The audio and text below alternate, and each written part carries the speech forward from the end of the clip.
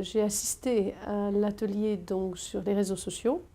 J'ai trouvé qu'il était court, qu'il était musclé et qu'on avait beaucoup de présentations concrètes. Souvent, on nous parle des réseaux sociaux de façon conceptuelle.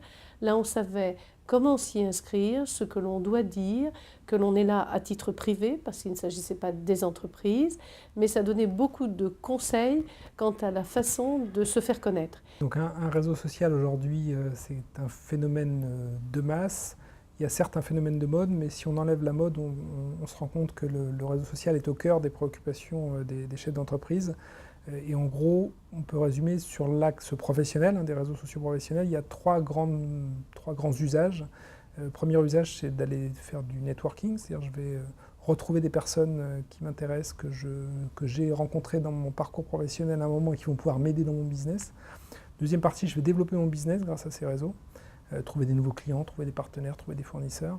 Et troisième usage, c'est gérer la visibilité de mon entreprise ou de ma propre visibilité en tant que chef d'entreprise. Je porte de fait la visibilité de mon entreprise pour être bien référencé sur Google et être vu comme un expert de mon domaine. J'ai retenu beaucoup de solutions concrètes. J'ai trouvé que c'était très bien expliqué, qu'on savait à quoi s'en tenir, comment apparaître sur un réseau, à qui l'on pouvait être relié, et j'ai trouvé ça très concret. Je trouvais très bien en plus qu'on parle des quelques dangers, on se rend compte qu'ils sont minima.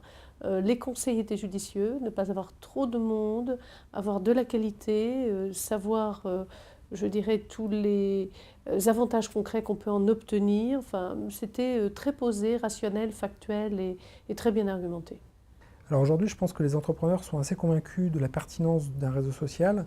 Ils sont à convaincre sur deux sujets, sur le dire est-ce que ça peut m'apporter concrètement du business? Et la réponse est oui, mais il y a un certain nombre de pratiques à observer pour en avoir un ROI satisfaisant. Le deuxième sujet, c'est la question du temps. On dit mais ça prend beaucoup de temps. Alors là aussi, il y a une gestion qui fait que on peut y passer du temps, mais il faut adapter le temps passé en fonction du ROI attendu. Par exemple, on a des infos et l'on sait que dans ces infos, 90% de ces infos ne seront pas utilisables, mais que 10% peuvent être très précieuses et que si on avait d'autres façons de les chercher, on pourrait passer beaucoup plus de temps.